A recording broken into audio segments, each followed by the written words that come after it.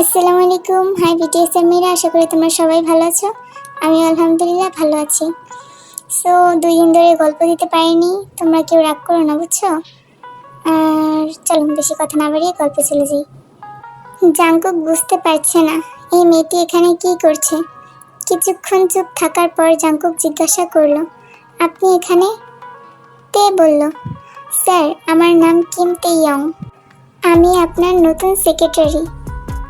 কথাটা শুনে জাঙ্কুক চমকে উঠল আর তের দিকে তাকালো আর বলল, ও আচ্ছা ঠিক আছে, তো এত লেট করে আসলেন যে?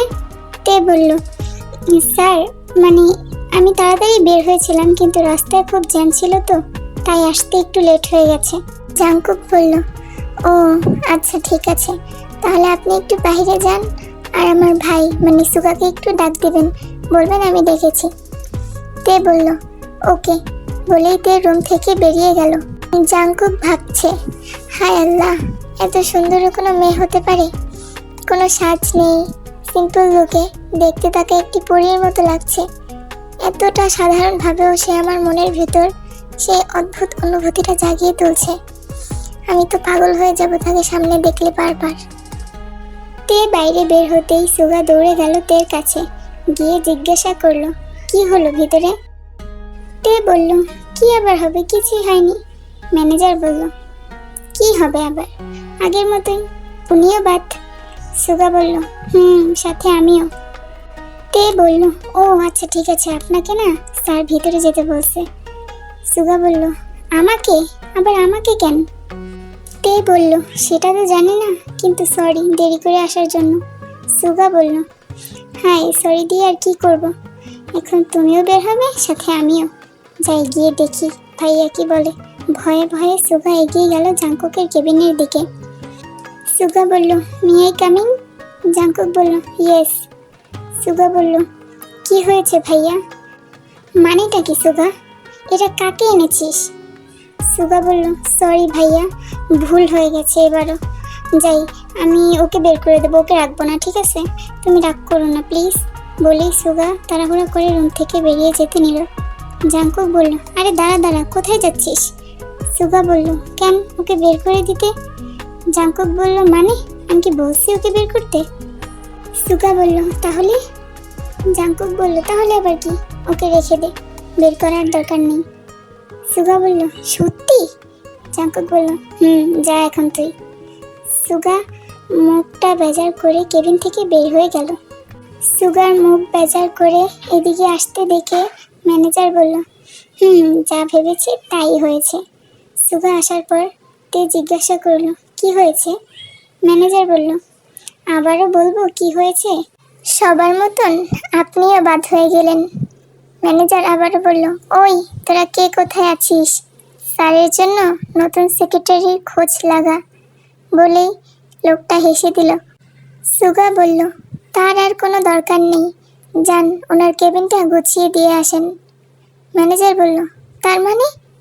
সুগা বলল, তার মানে আবার কি, উনি সিলেক্টেড। ম্যানেজার বলল, হ্যাঁ? সুগা বলল, নয় হ্যাঁ। তে চলো তোমাকে কাজগুলো বুঝিয়ে দিই। প্রত্যেকবার সবাইকে বুঝিয়ে দেওয়ার পরও সবাই ভুল করে, তুমি অ্যাটলিস্ট ভুল করো না, ঠিক আছে? বলেই তেকে নিয়ে গেল সুগা।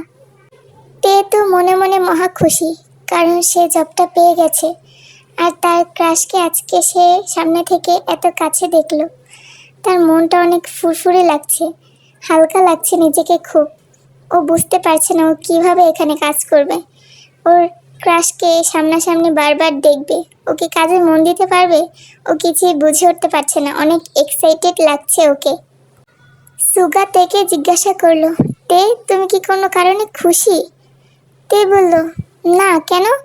সুগা বলল, না মানে তুমি হাসছো মুচকি মুচকি, তাই জিজ্ঞাসা করলাম আর কি। তে বলল, না না তেমন কিছু না, জাস্ট এমনি হাসছিলাম। সুগা বলল, ও আচ্ছা ঠিক আছে। আচ্ছা তে তুমি কি সব কিছু বুঝেছো? তে বলল, বুঝেছি, সমস্যা নেই কোনো। সুগা বলল, অল দ্য বেস্ট, ঠিক মতো কাজ করো। তে বলল, ঠিক আছে। এইভাবে আস্তে আস্তে 2 সপ্তাহ কেটে যায়। একদিন দুপুরে তে ক্যান্টিনে গেল দুপুরের খাবার শেষ করে তে ফোনে কথা বলতে বলতে ক্যান্টিন থেকে বেরিয়ে যেতে নেয়। হঠাৎ কিছু একটার সাথে হোঁচট খেয়ে পড়ে যায়। ওর চোখ দুটো বন্ধ। ও ভাবছে, পড়ে গেলাম কিন্তু ব্যথা পেলাম না কেন? ও মিট মিট করে তাকালো। তাকিয়ে দেখলো ওর সামনে একটি চেহারা ভেসে উঠেছে। সেটা আর কেউই নয়, মিস্টার জিয়ন জাংকুক ওকে ধরে আছে। তে ভাবলো, ইস, এতদিন ভাবছিলাম ওনাকে কবে একটু স্পর্শ করব, আর এখন সোজা কোমরে স্পর্শ করে দিল উনি আমার। যাহ, কি লজ্জা, সবার সামনে পড়ে গেলাম আর উনি ধরে ফেললো। ছি ছি, কি লজ্জা। তে খুক খুক করে কেসে উঠল। তের কাশির শব্দ শুনে জাংকুকের হুঁশ ফিরল। জাংকুক এক ধ্যানে তেকেই এতক্ষণ দেখছিল। ও ভুলে গেছিল যে এখানে অনেক লোক আছে। তারপর তাড়াতাড়ি তেকে ছেড়ে দিল আর বলল, এই যে, আপনার সমস্যাটা কি বলুন তো? এত ছটফট করেন কেন? যেদিন থেকে এসেছেন সেই দিন থেকেই দেখছি। এত দৌড়াদৌড়ি করেন কেন? আপনি কি বড় মানুষ না? আপনি কি ছোট মানুষ? একটু সাবধানে চলাফেরা করবেন, বাচ্চাদের মতো ছোটাছুটি করবেন না। জাংকুকের কথাগুলো শুনে তে লজ্জায় পড়ে গেল সবার সামনে। তে সরি বলে ওইখান থেকে চলে গেল। জাংকুকও একটা কফির অর্ডার দিয়ে দ্রুত পায়ে হেঁটে ওনার কেবিনে চলে গেল। গিয়ে কেবিনে বসে বসে ভাবছে, হায় আল্লাহ, আমি কেন গেলাম ক্যান্টিনে এই টাইমটায়? উফ, ওকে স্পর্শ করতে চাইছিলাম না, তারপর ওকে স্পর্শ করে ফেললাম। এত শান্তি কেন ওর মাঝে? আমি তো বুঝতে পারছি না, আমি তো পাগল হয়ে যাচ্ছি ওকে দেখে। আর তোমাকে ধমক দিয়েছি, আমার খুব খারাপ লাগছে, কিন্তু তোমার এই বাচ্চামেগুলো তো আমার খুব ভালো লাগে। তুমি প্লিজ এগুলো বন্ধ করো না। ও মনে মনে ভাবছে আর হাসছে। অফিস শেষ করে তে রাতে বাসায় ফেরার পর ওর শুধু দুপুরের কথাটাই মনে পড়ছে, আর একটু পর পর লজ্জায় হেসে দিচ্ছে। বিছানার উপর উঠে লাফালাফি করছে। ও ভাবছে, এটা কি হলো, এটা কি হলো ওর সাথে? ও তো পুরাই পাগল হয়ে যাচ্ছে বিষয়টা নিয়ে ভাবতে ভাবতে। ওই দিকে জাংকুকেরও একই অবস্থা। সুগা আজকে অফিসে যায়নি, তাই ও এই সম্পর্কে কিছুই জানে না। জাংকুককে মুচকি মুচকি হাসতে দেখে সুগা খাবার টেবিলে জিজ্ঞাসা করলো, দাদা ভাই, কি হয়েছে তোর? জাংকুক বলল, কই না তো, কিছুই হয়নি। কেন? সুগা বলল, না, মিটমিট করে হাসছিস। কার মতো যেন? ও, তের মতন। তেও মাঝে মাঝে এইভাবে মিটমিট করে হাসে। তোকে কি তের ভূতে ধরলো নাকি? জাংকুক বলল, এই সুগা, বেশি কথা বলিস না। যা, তাড়াতাড়ি খাবার শেষ করে শুয়ে পড় গিয়ে, কালকে অফিস যেতে হবে তোর। সুগা বলল, ও মা, একটু দুষ্টামি করলাম, তাতে রেগে যাওয়ার কি আছে? বলেই সুগা খাবার শেষ করে নিজের রুমে চলে গেল। পরদিন তে অফিসে যাওয়ার পর সবাই তেকে বলতে লাগলো, তে জানো, তুমি এবার ফার্স্ট যে স্যারের সাথে এতদিন কাজ করছো। অন্য কেউ 1 সপ্তাহ কি 2 দিনের বেশি টিকেনি, আর তুমি এই জায়গায় 3 সপ্তাহ হয়ে যাচ্ছে থাকতে পেরেছ। তোমার খুব ধৈর্য না তে? তে বলল, ধৈর্যের কি আছে?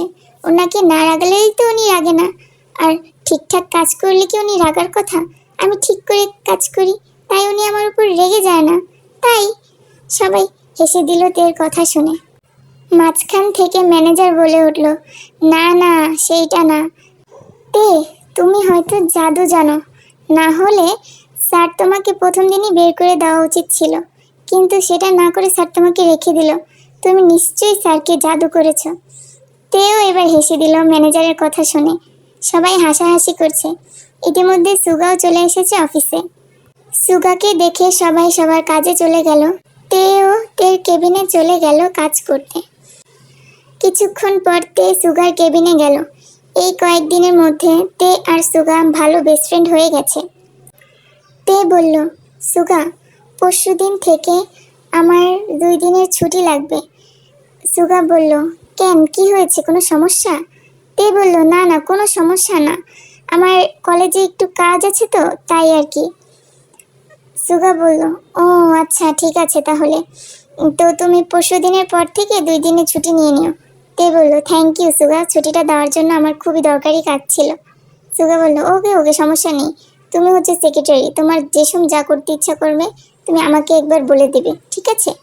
তে হাসি দিয়ে চলে গেল সেইখান থেকে।